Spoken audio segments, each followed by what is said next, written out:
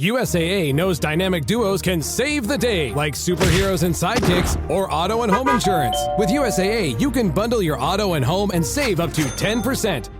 Learn more and get a quote at usaa.com/bundle. Restrictions apply. This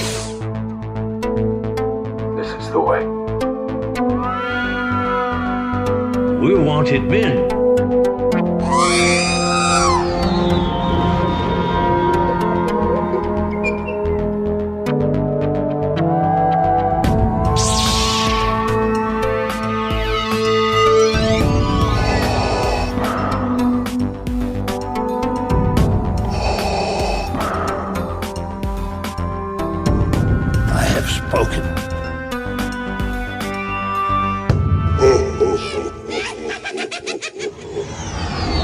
Welcome to episode 251 of the Smugglers Galaxy podcast, your favorite Star Wars podcast for smugglers in the galaxy. I'm Glenn. Jason's over there.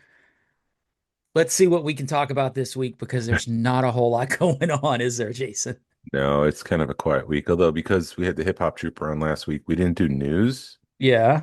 So I have some news from last week Okay. that we haven't done, and then there's news from this week that obviously we haven't spoken about yet. So there's some stuff to talk about, but not a lot. That's awesome. Yeah, good. Did you pick anything up?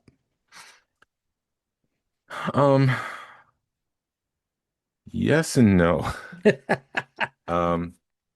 So one thing I did pick up, and I could share this, is a sign-off sample for the Tantive 4 Action Fleet piece. Did you get another one? Or no, it's the same one. I shared it with you after the Hip Hop Trooper. It's the same one, but it's got like 3 pages of notes. Uh-huh. And then when I compared it to, careful. Don't rip those notes up. No, it folded nicely, and now it's not folded. There it is. When I compared it to the one that I have, I can tell that there's some definite paint differences. So they've changed the paint scheme. Something's missing completely. So I'm more inclined to say that this is a sign-off / paint sample. That is awesome. But it doesn't look like it's a different mold. It's almost like they use a production mold for that paint sample. Okay. And then the only other weird thing that I noticed is that on my production version, like if this was Kenner, it'd be worth thousands of dollars. Leia and the Rebel Fleet Trooper there, they're in the wrong spots. Right. They should be flipped. Ooh. But that doesn't mean anything for Action Fleet. It means it's worth whatever the thing is worth. And which one's wrong? Is it the production one's wrong or the pre-production one's wrong? The production one's wrong. Okay. Unfortunately. Because that would have been cool if it was the pre-production. But it's even got like a marking on the top, a sticker, just to say that it's oh, that's cool. Yeah. A production piece or early production piece. And then I think that's it. I got a couple notifications that vintage collection pieces are on the way, but they haven't arrived yet. Yeah. Those are the best, aren't they? Hey, your stuff's on the way, but it takes forever. Yeah, I've haven't been buying Star Wars stuff, but I've been buying life stuff. So we had to finally my mower I finally decided to quit messing with my lawnmower, so we had to buy a new one. So that's fun. That was fun. Awesome. Yeah, I still need to buy a mower too. Yeah. And then I list my old one on Marketplace that, hey, just basically come get it. I sold it for like $100. I listed it for like $100. And of course, within minutes of me listing it, people are dinging me. And it's like, maybe I should have listed it for more. Was it broken? Yeah. Well, it'll still work. But then when you engage the blades, it bogs down. So you could use it as a tractor if you wanted to, or you could try to fix it. I'm just tired of messing with it. Oh, you have one of the ride-ons. Yeah, it's a riding mower. So that would be worth fixing if someone has that opportunity or that qualification. Right. I mean, I think I could fix it, but it's one of those where the piece to fix it's several $100s, and I don't want to invest any more money into it. I'm at that point because it's a 20-year-old mower that I got from my father-in-law. And every year I've got to put a couple $100s into it just to keep it running. And I'm just tired of doing it. So that happens. Yeah, we ordered one and hopefully it'll be here today. So yay, being an adult. Exactly. You try not to spend money and then you got to spend money. Always have an appliance fund because Yeah, something's always going to go. yeah, that's basically what it was. And I told my wife, it's sad when you're excited about a lawnmower. You're like, yay. Yeah, it's like every meme of the dad looking at his yard. There's a reason why that's a popular meme. It's true. Yeah. I mean, my yard's not, it's not incredible, but my front yard, because when we had all that, from when we had all the septic issues, all that grass was me. I mean, the guy that did some more yard, because we had a guy come out and put some dirt down and do some flower bed work and stuff. And then he was like, "Hey, do you want to do sod?" And it would have been like another $1,100. And I'm like, "Dude, I'm having enough trouble paying you what I'm paying you for. I don't have the $1,100. It's not a lot of money, but it's a lot of money at this situation." And but I put the seed down and watered it, and I look at it and I'm like, I did that. So you do have that, like, I did something. I'm awesome Hmm. thing. So yeah, the dad memes are real in the house. So anyway, that's my So my your pickup was joy. a lawnmower. Yes, my pickup was a lawnmower. And you're looking at things and you're like, hold on a minute, let's see who can get him here tomorrow and what's the best rate. And because everybody charges the same for the mower. It just, you know, who's going to give you the best financing deal and who can get it to you the fastest is where you end up going with. Trying to figure out why I look like I have jaundice on the video here. Like I'm very yellow. You are, man. I don't What's have the up with room. that? I don't have the room lights on, so that might be part of it. But I just was trying to do that cool thing they do on YouTube with like the glowing background and it's dark and stuff, and it's just Hmm. not working. So Dude, have you seen, speaking of photos, have you seen there's a post or something and it says, they were like, why in like all the 70s and 80s sports photos look so awesome compared to the photos of today? is it film? It's because of smoking. Why? Because all the arenas were filled with cigarette smoke Oh, and it distorted the light. So you get these really cool shots. I guess you take the good with the bad. I guess. But man, I remember that, man. It's such a weird time. Not weird time, but it's such a different time from when I grew up. I remember smoking in McDonald's, ashtrays and stuff and smoking on airplanes. It's just, and now there's no smoking anywhere. So it's a different, Yeah. which I Yeah, appreciate because then you're not smelling like cigarette smoke when you go eat out. I was never on a plane where smoking was happening, but I was on planes where post the restriction of smoking on planes, they still had ashtrays in the arm of the plane, Yeah. which I thought was weird. I can't imagine smoking on a plane. I Yeah. mean, the premise of the first Mission Impossible, when they do the message like "Good morning, Mr. Phelps," it's in a tape recorder, Oh.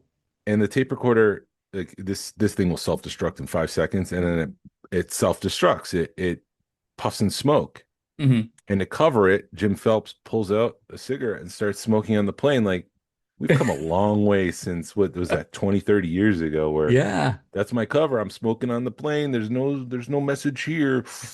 Jeez. But Yeah. Welcome to non-smokers or I have the non-smoking world. Now it's speaking, just vapes. yeah, which is just as worse. Yeah. Um, I have some news. We had the hip hop trooper on last week, obviously, which was great. But there's a lot of news that we just didn't cover because we went straight into talking about him. And Yeah. so there's some things from the past couple weeks, but I had mentioned that the British Film Institute showed an original version of Star Wars. Didn't even say episode 4 on it. Wow. Um, Yeah. it was like one of the first weeks that it was shown in the United Kingdom, and a lot of the reviewers said that it looks terrible. The Telegraph said looks terrible. It was watching a completely different film without the corporate sheen of Star Wars as we've come to know it. Hmm. Um, Robbie Collin wrote, I felt like I was watching a completely different film. Joyously craggy, grubby, stolidly carpentered spectacle that feels more like a fancy dress rehearsal than a grand sci-fi epic. I think he was saying like you could just kind of feel the sets were carpentered, like Uh-huh. somebody worked on it. It wasn't like a Death Star uh sci-fi uh I don't know, desk or whatever. Right. Furthermore, every scene had a visceral sense of watching actual people photographed doing actual things with sets and props that had been physically sewn and glued in place. The slapstick between C-3PO and R2-D2 looked clunkier and therefore funnier. The Death Star panels were less like supercomputers than wooden boards with light stock on it, and so better attuned to the frequency of make believe. It felt less like watching a blockbuster in the modern sense of the greatest game of dress up in the desert anyone has ever played. So is he saying it's good or bad that it looked like that? I think he was saying it looked lower budget. Well, Star Wars was pretty low budget to Yeah, begin but with. I think over time George was able to change things and improve on it in ways that people didn't sense that he was improving on. Everybody was focused on CG Jabba the Hutt and they didn't focus on the sound effects that were better. I wonder if they had that scene in there with with that old school scene with the human Jabba. Probably not. No, they didn't. And then George Aldridge wrote, there are so many great changes to the Star Wars films. It's the ones we dislike that have always overshadowed them. From day one, George has been making changes to these films. It just hasn't been, here's one big scene change there. It's been the little nuances. It's been the sound effects. It's been the smallest details, which you do not notice until now you don't see it. Right. So he's been making positive changes that people don't know about, and it has become the essential part of watching Star Wars. Hmm. You don't notice it like he's saying until you take it away. Yeah.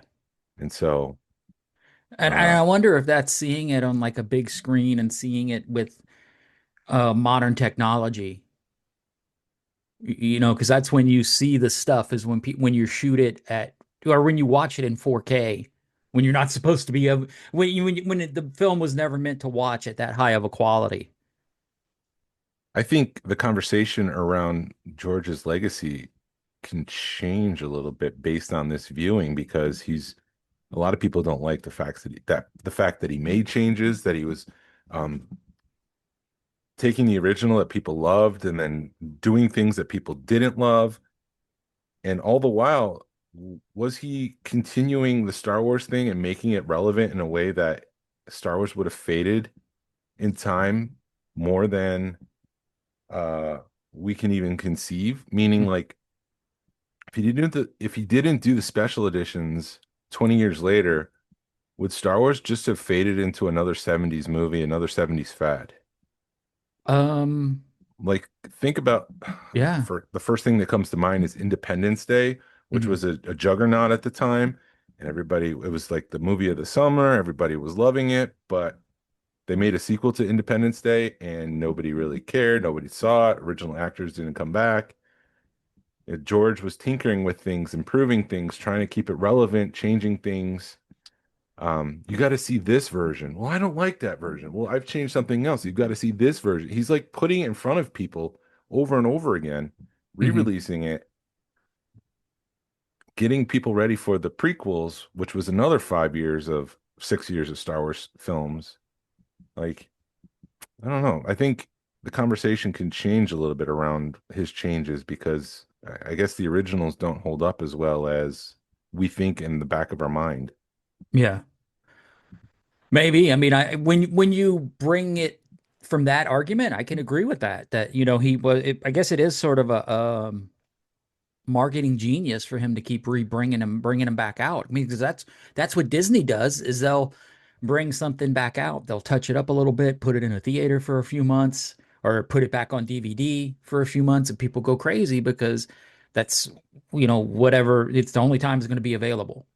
Yeah. Is for this length of time. So I mean, it could be marketing genius. I mean, he kind of does, 50, it shocked me when I thought about it. It's like Star Wars is going to be 50 in a couple of years. So it's been around all of our lives. It's older than we are, or I'm barely older than it. For I'm two us, years older than yes. Star Wars. But There's others that are older than Star Wars, but for us right, on the but just podcast, by we're a couple of younger. years, you know what I mean? So Yeah. it's crazy to think that we're right there with how old Star Wars is. So I mean, it's marketing genius. I mean, look at all the stuff we've got behind us. Look at our basements. You know, Yeah. he knew what he was doing. Yeah. I was talking to David Quinn, and this was a joke at the time. Now it's turning into a bit because I'm sharing it on the podcast. But like George continued making changes and going past changes he's already made before. So it's like, was he sitting in his bathrobe and pajamas watching Return of the Jedi and said, you know what this scene needs? This door needs to be so much bigger. We need to go back further on Jabba's door and then focus in. So let's make that change. That's really bugging me. Mhm. Like what was the thought process there where it was like, I need a bigger door. Right. And S- then he went back to the canteen. He's like, you know what this scene's missing? This scene was almost perfect, but you know what it's really missing? McClunky. It needs a McClunky. And then I think it's done. After 40 years, this movie will be finally finished with a McClunky. I don't know why I wasn't there on set thinking this to myself, but now that I've got the perspective of time, McClunky. McClunky. I wonder if, or was he sitting back with like drinking a bourbon one night and got a little buzz going and was like, let's McClunky. That needs to May- go in that scene. Or Maybe. I have a feeling what he was doing was like just revisiting the movies, and his mind would maybe always be thinking, and he's like, I need to make this change or make that change, and you know, um, not necessarily that he was actively looking to make the changes. Just he was enjoying his movie and being like, I need to change this and that, and maybe watching him with a notepad on a Friday night with the kids. you Maybe. know, let's change this. And they changed the door. I didn't know they changed Jabba's door, but you're, like I keep saying, you're more of a cinematic person. You watch it from a totally different angle than I do. I mean, I just Googled it, and McClunky in Huttese means this will be the end of you. Okay. That's a lot. So when he says that to Han, he's basically saying, like, I'm going to end you. Mhm. But maybe George was saying this is the end of the changes. Huh. Maybe there's a more meta reason. George was like, you know what? I just want to say this is the end in a way of not saying this is the end, and we'll just throw a McClunky in there for Greedo. Yeah, or maybe people are reading too much into it. I don't know. So Bulba says it again in episode 1. Okay. And then so George did make it for the prequels. Okay. And then Bib Fortuna says it in the book of Boba Fett. McClunky. Hmm. Clunky. I don't know. Yeah. I guess we'll see when the new movies come out if they say it again. Yeah, they should have slipped that in. I think it's fun. I like how they're sneaking in Wizard and Carabask, and they're starting to sneak things in Hmm. to the new shows. Although, I mean, if Wizard was a thing in 30 years before A New Hope, just the way language changes in the real world, I don't think they'd be saying it in the sequel trilogy. Maybe not.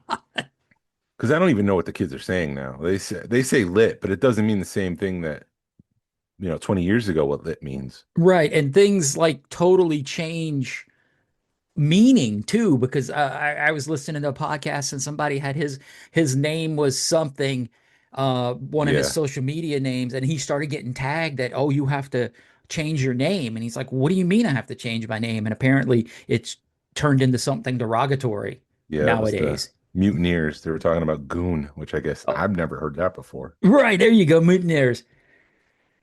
I listen to too many podcasts. I guess I need to listen to more. But yeah, it was our buddy Jordan over at the Mickey Mutineers. And I mean, the galaxy's so wide that what one planet says might not permeate the entire universe. So if they're saying wizard on Tatooine, that doesn't mean on Dathomir they're saying wizard. Dathomir Wizard means something totally different. Exactly, exactly. That's so wizard. Thanks, I guess. Even though I'm a Thank you. I witch. am. I've been practicing. Yeah, exactly. Um, According to Daniel Richman, who kind of has a wishy-washy track record, Uh-huh. The Ray movie's on hold. Uh, he says the Ray movie is on hold once again as both the Sean Levy and James Mangold Star Wars films are moving forward first. The project is not canceled, just temporarily on hold. So, It's temporary on hold till it's canceled. exactly. Which seems like temporary hold is code for we don't want to tell the actors that the movie's canceled so they can just go do other things and then we'll never do it. Right. Don't say bad news, just delay the delivery of the bad news. Yes. In a recent independent article, Kathleen Kennedy said, I really think we're I can read. I really think that now we're in a position where it's broadened the possibility of stories and filmmakers we can bring in to tell stories that mean something to them. It doesn't necessarily have to connect to everything. Everything little thing that's been done in Star Wars, it can actually be standalone story that builds into many other stories. It's very difficult to read when somebody's talking off the cuff and then Right. it's quoted because like when she'll say like connect to everything, little things that's been done. Like to read it as a sentence is just it's messed up. But what she's saying is that they're not going to really be doing and setting up the trilogies anymore. They're going to try to do standalone stories like Rogue One, and Uh-huh. then if that resonates and there's future stories there, they'll expand that to sequels to those stories. Okay. Does that make sense? Yeah, I guess. It's still confusing, but So they're just yeah. going to be making movies here and there. I kind of wish that they're as much as I don't like the sequel trilogy, I wish they would just tell stories in sequential order from point A. The second movie, point B doesn't necessarily need to be a sequel to A, but it Hmm. does take place chronologically after A. Okay. Do you know what I mean? And so they're Yeah. not skipping through time, making Solo, making Rogue One, making Andor, making this, making a prequel movie, making Acolyte. Just tell a sequential story because that'll help the audience, the people who are not, like I say, swimming in the deep end of the pool. Right. Don't they do they do that with Marvel or do they bounce around Marvel? Marvel's predominantly chronologically Okay. told, with the exception of like Black Widow and Captain Marvel. But even Captain Marvel was grounded at first in the present, and then it flashed back to the 90s. Okay. The first Captain America started in uh, the same time period as Iron Man, and then flashed back to World War II. Hmm. So they have ways of doing it, but it's not. I don't know how you do that with Star Wars. You wake somebody up from what's it? Carbonite. Carbonite. Thank you. I was gonna say carbohydrate. Jeez. I guess the only other way they can do that is if they did what they were thinking of for Lando, or what everybody wants to see with Lando is have Billy D. Williams back in 20, I was at the Sabak game, having him narrate, Yeah. and then you go into the show. Yeah. Because they said that. I mean, oh, never mind. They had it all set up. Ted, I can hear you yelling, yes, do it, do it. Um, Yeah. I wonder how Lando dies. he dies in the bed of I shouldn't have opened this shot by door. a jealous husband. Yeah. Well, I mean, that would be a Lando way to go. So, Yeah, that's how Lando dies. so That or the, something goes wrong with Sabak in a Sabak game. He gets yeah, caught cheating.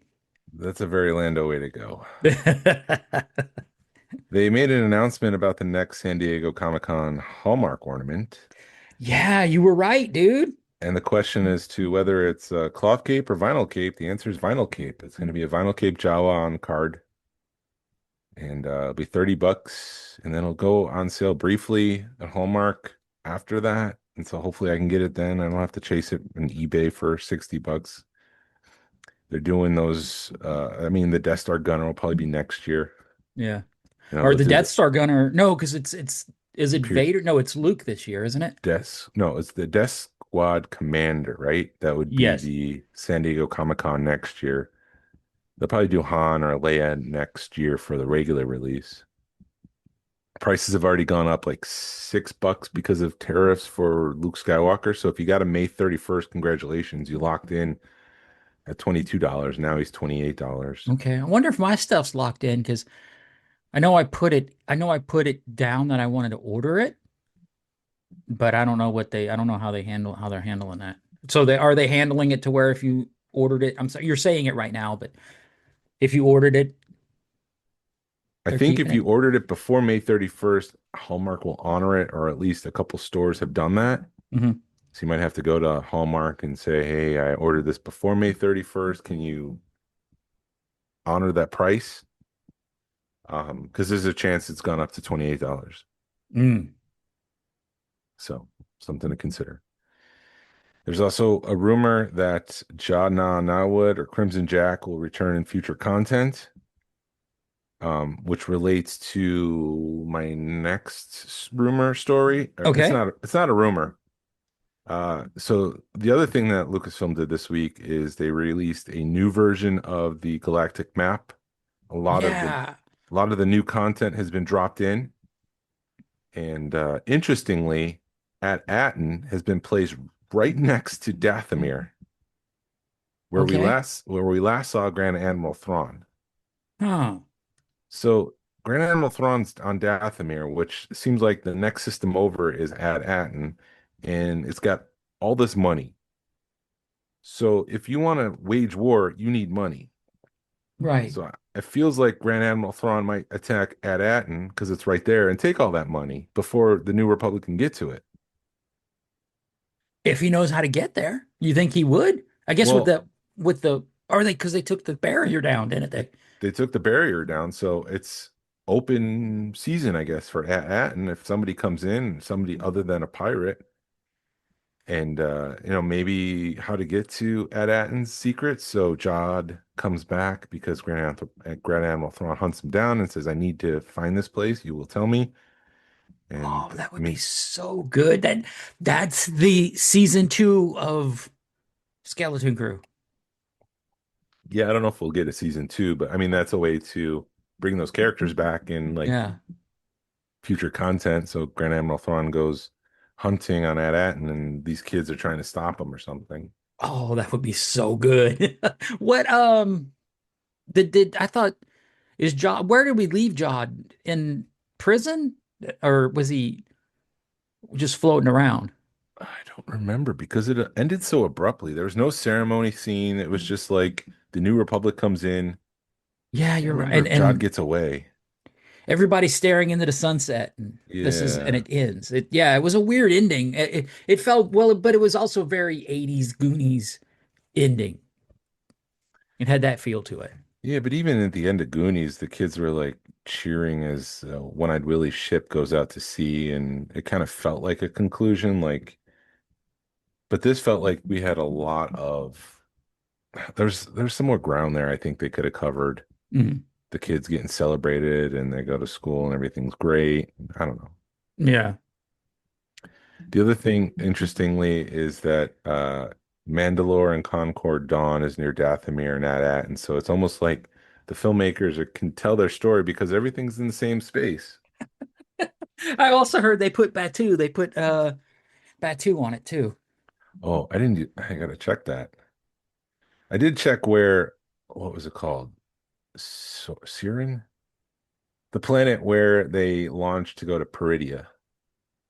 Yeah.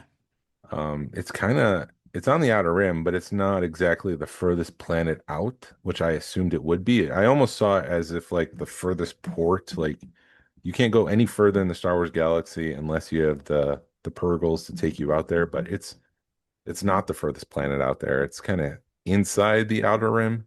Hmm. It's just an interesting thing. It's just in my head canon, like I said, it was the furthest planet out there.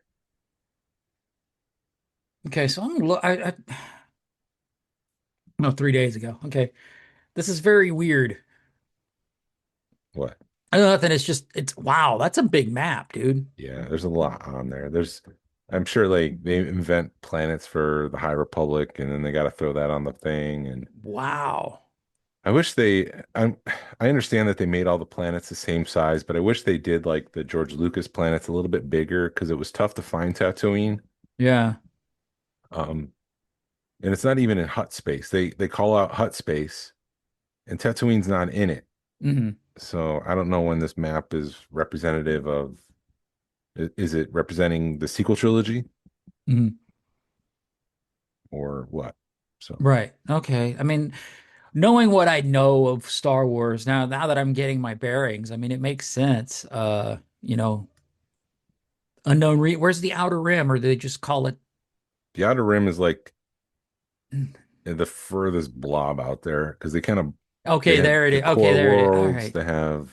All right. Now I see it. It's weird because never mind. It looked like it was all circled in around each other, but no, it's different. It makes sense that Endor is kind of near those dark regions. What do they Mhm. call it? Uh, Off on the left to the map, Unknown regions. unknown regions. So is Scarif. Scarif is there. It's kind of cool. Like maybe Scarif has something to do with the Dawn of the Jedi. Mhm. So looking, It's san Batu it's is sandwiched in the between the unexplored regions and the core worlds. yeah. Batu's right above Endor. Oh, okay. So it's down there. Yeah. It's a cool map. If you have an hour, it's Oh a my good way to God. dive deep into it. But Yeah, this is overwhelming. yeah, there's just a lot there. And even the key at the bottom, it's tough there's a whole separate PDF with like 7, 8 pages of just a listing of planets. God. Yeah. Yeah. It's a good way This to is waste an afternoon, I guess. this is crazy. And then there's trade routes and all right, well then why didn't you put the Kessel Run in it? Never Yeah. mind. I mean, Kessel Run is just the planet Kessel. It's just the Oh run to yeah. get to there. Okay. There's gas that surround the planet Kessel, and there's a way to go through the gas to get to Kessel. And I think that's like 14 parsecs, but the Hmm. Millennium Falcon was able to cut through it Yeah. and became famous because of that. And that's 12. Was it 13? They just rounded down. You rounded They up rounded down. or whatever. Yeah, you're right, man. At-Atten's right next to Dathomir, and I just happened to find it. I just happened to look and see it. Huh. And then slightly to the right of that is And Mandalorian Concord Dawn. seeing I totally lost it. I saw it for a second and it's gone. That's how Yeah, insane this map a is. lot there. Okay, there's At-Atten. There's So Dathomir. it's a very visual thing, and for our listeners, I apologize right now. It's not something that Yes, please. If you want to be overwhelmed, look up the planetary map. There's probably thousands of planets on it, and it's crazy to look at. Oh, Gar Gareth Edwards has a new movie coming out. It's the new Jurassic World, and he spoke about his relation to Star Wars. And when he was asked if he'd be interested in coming back, he said, "I'm very happy to move on and do my thing," which is code for hell no, I'm not doing that again. I mean, the movie was taken away from him. right. Tony Gilroy went ahead and redid the full third act, and simplified it. They reshot it. I think the movie, like I said, was taken away from him. So there's just some bitter feelings about it. Mhm. But when he said, how do you feel about people saying Rogue One is the best Disney Star Wars? He says, I don't agree with it, but I appreciate it. I'm very grateful that people say nice things. What you have to keep in your pocket as you go through making other films is that it's not about how people feel the day it gets released, but how it feels 20, 10 years from now. As the movie comes out, you go, I'm going to pretend I'm living 10 years from now. And it doesn't matter what people say in the moment. It's the kid that comes forward to you 20 years from now and goes, oh my God, I love your movies. He Right. thinks that's the actual reward. Exactly. So, yeah, it sounds like he's got mixed feelings about it. He appreciates the kind words. He appreciates that it's his name attached, I would imagine, as the director, even though, like I said, Tony came in and redid most of the third act, and I don't think he directed those scenes. Mm. Gareth, I think Tony directed those scenes. So, Yeah, I guess I would have liked to have seen it before it was redirected, but I mean, I don't know. It's like Back to the Future with the one guy playing Eric Marty McFly. Stoltz. Eric Stoltz. Eric Stoltz. You've seen pictures. I'd love to see the video. Um, but yeah, no, I Rogue One still incredible movie. And they did, you could tell, well, they had a bunch of rewrites while because the commercials were totally different than the movie. Yeah. So speaking of Rogue, have you seen the the guy who played Andor? Yes, Diego Luna. Yeah, Luna. on the Tonight Show. Yes. Yeah, it was pretty fun seeing him with Alan Tudyk walk outside and be stormtroopers. Right. I haven't watched all of it, but it was pretty funny. Then Alec Tunick walks on stage on his stilts that are overdone. Yeah, I questioned myself, like if I was walking the streets and then there's two stormtroopers kind of outside of where Jimmy Kimmel films, like I guess I'd be on alert, and then to listen to their voices and know their voices because I've seen Rogue One and Andor a couple times. I say couple because I'm being kind to myself. It's more than that. Would I have the knowledge, the foreknowledge to say like, wait a minute, that Right. sounds very familiar. I would at least think with Alan Tunick, I would understand his cadence because he isn't. I've seen him in enough stuff, and his cadence seems to be the same throughout everything. But yeah, but also, I mean, you could be in New York and you could be so rushed that you're trying to get from point A to point B, and you're just like, oh, there's a Star Wars guy, and I don't have time. But you think nerds like us, we'd stop, or we'd at least interact with them a little bit. Yeah, I think the point is if you're outside of where Jimmy Kimmel films and someone's dressed as Spider-Man or stormtroopers or I don't know, any number of things, stop and take notice because there might be some magic going on, Right. some life magic. I think I would recognize Diego Luna's voice Yeah. to have that Mexican accent and his gruffiness, and you got a stormtrooper saying all those things that sound like Cassian Andor. I'll be like, wait a minute here. Right. Give Take me a your sec. mask off. I can't take my mask off. Take it off. I know it's you. You a little short for a stormtrooper. It was funny when Alan Tudyk came out to be interviewed by Diego. He was wearing stilts. Yeah. He was wearing his K2 stilts. So when they gave him a hug, it was just like when Cassian or Diego gave him a hug, it was like hugging his thighs because he was so tall. Yeah. And they were overdone. They were too big. They weren't normal stilts. No, they were like Disney World stilts, higher than normal. So, but yeah, do you have anything else? Did you see all the retro sets are hitting targets now that everybody was griping that they couldn't find them, and now all of a sudden they're like tens of them at Targets. Yeah, I saw about 8 of them yesterday at Target as I Oh, was. so you've seen them. That's Yeah, awesome. Yeah. yeah. I debated on getting a second set to open because I think they are very cool. Yeah. But I just want Dr. Evazan, if I'm being honest. I don't need the troop build, and I but wonder we'll if you see. could buy them and resell the rest. I'm sure I could. I'm sure. Somebody would want them, I'm sure. Yeah, and then just Deal or No Deal seems to be on fire this weekend. So it seems like the higher end stuff's starting to sell, or I don't know if people are selling, but people are at least bidding on them. There hasn't been a sale like this since the Rogue Fun room sales. You're right. So we're seeing we're seeing a resurgence, but you're still seeing a very soft market right now for Star Wars. So when this episode drops on July 1st, that'll be 1 month from August 1st when tickets go on sale for Rogue Fun. Yes. So hopefully we sell out, but it's fine if it doesn't. Yeah. We're all fine here now. How are you? We'll be good. We'll make it happen, man. Yeah, there's a lot working in the background. So I'm 3D printing something yesterday. My printer didn't get the memo that the power didn't go out and acted like power did go out.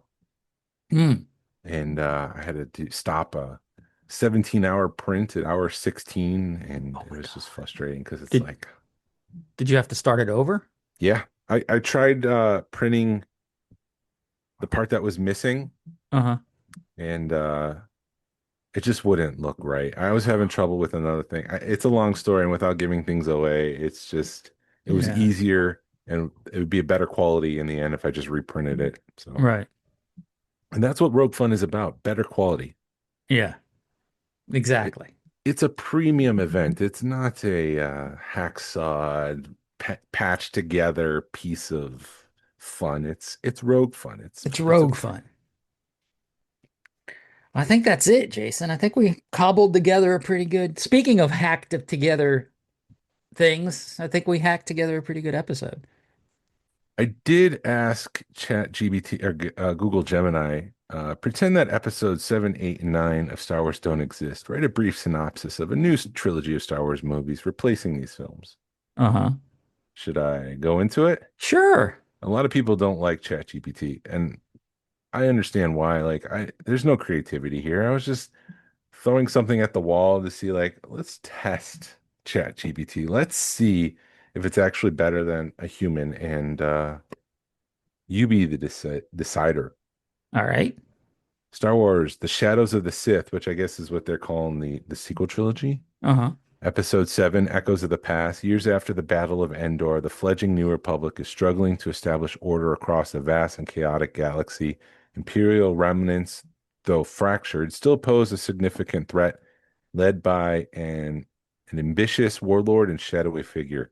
Luke Skywalker, working to rebuild the Jedi Order, has gathered a handful of promising apprentices, including Leia Organa's Force-sensitive son Ben. However, a mysterious dark side influence begins to seep into the galaxy, stirring old fears and tempting those on the fringes. As Luke investigates the source of this growing darkness, a charismatic and cunning leader emerges from the Imperial shadows, claiming to be the rightful heir to the Empire's legacy. Han Solo and Leia work tirelessly to unite the New Republic, but a growing rift within their own family, particularly concerning Ben's struggle with the dark side, threaten to unravel everything they fought for. The film ends with a devastating attack on a nascent Jedi outpost, leaving Luke Skywalker's new Jedi Order in ruins and Ben Skywalker missing. It sounds better than the trilogy we got. I mean, that is so generic, though, and they Right. don't even talk about what the bad guy is and what the threat is. I don't know. I struggle with that because uh, I would want more from. If I was a teacher and a student gave me this, I'd be like, more. Like, this is not enough. This is Right.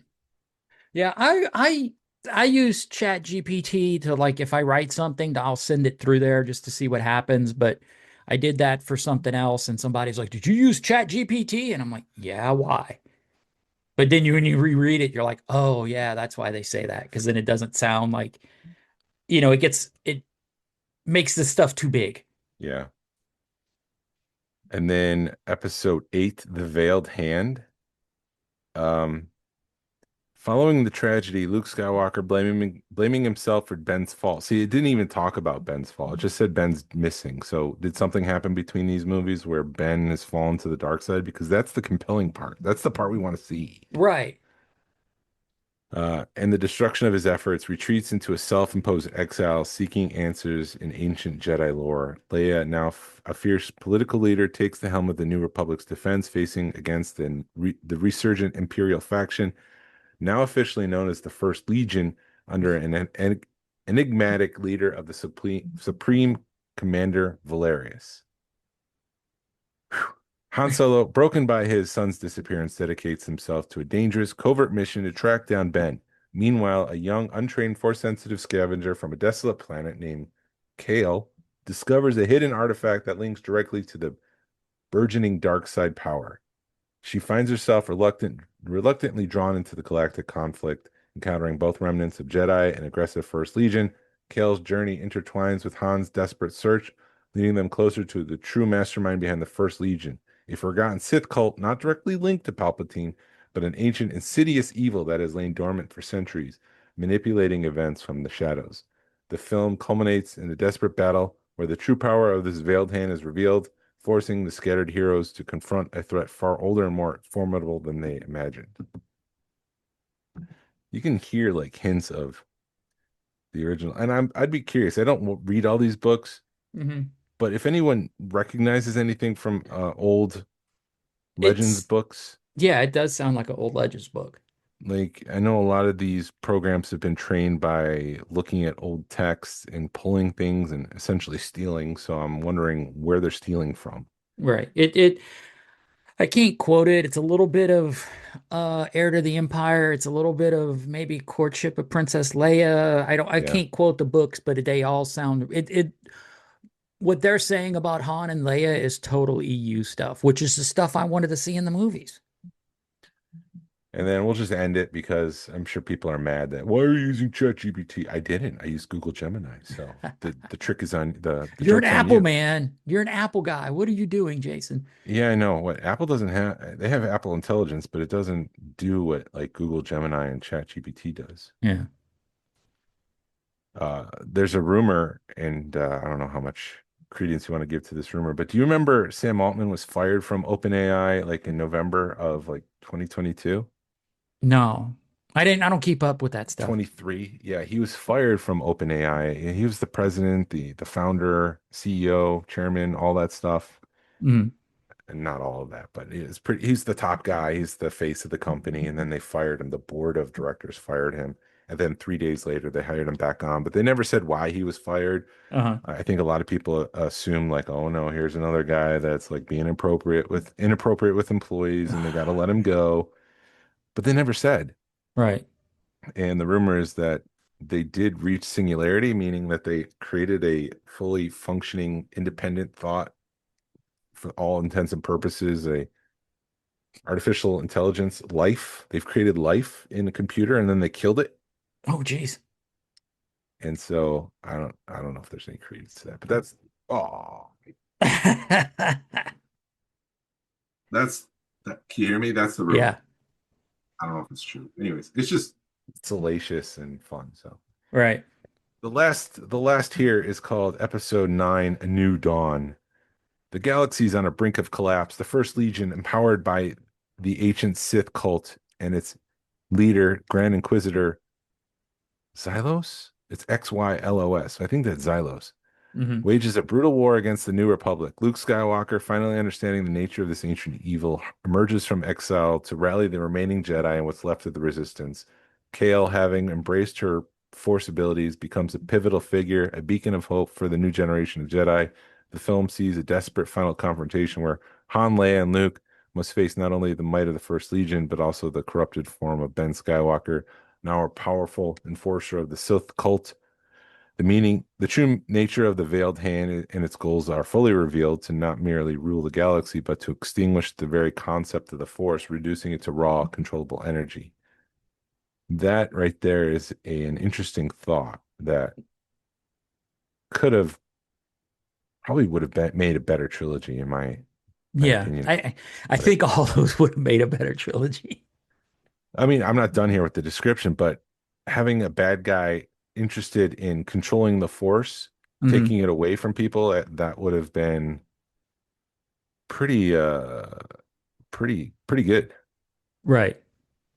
I mean, that's what human beings do when they see something. Like, I mean, think of Fiji. They have some clean water. So somebody came in and said, it's my water, and if you want it, you have to pay me for it. Like even the Right. people on the island, it's like they don't have access to that water. They have to go get it themselves. Um, so I mean, it's the same kind of thing. It's a parable. Right. The climax involves a multi-front battle across several key systems, culminating in a lightsaber duel between Luke, Kale, and Ben, ultimate fate, where Ben's ultimate fate hangs in the balance. The trilogy concludes with the defeat of the Grand Inquisitor and the ancient Sith cult, but at profound cost. The New Republic, though victorious, is forever changed, and the Jedi Order must be rebuilt on the foundation of hard-won wisdom, with Kale playing a crucial role in shaping its future, alongside a redeemed or sacrificed Ben.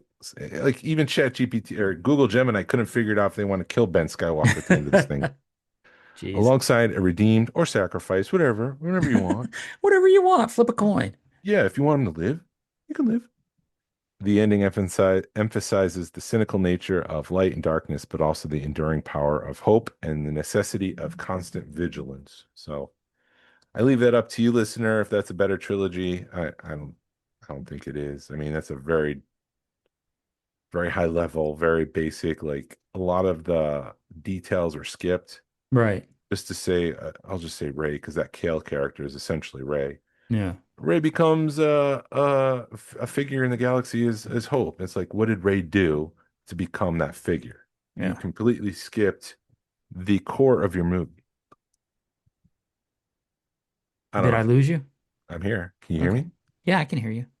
Did you not hear what I was saying? Yeah, no, I heard you. I was listening. You just No. stopped. I was thinking. Okay. I've done enough talking. If you haven't listened to last week's episode, there's a drinking game. Every time I say icon, go ahead, take a drink. Said it too many times, and I apologize. Yeah.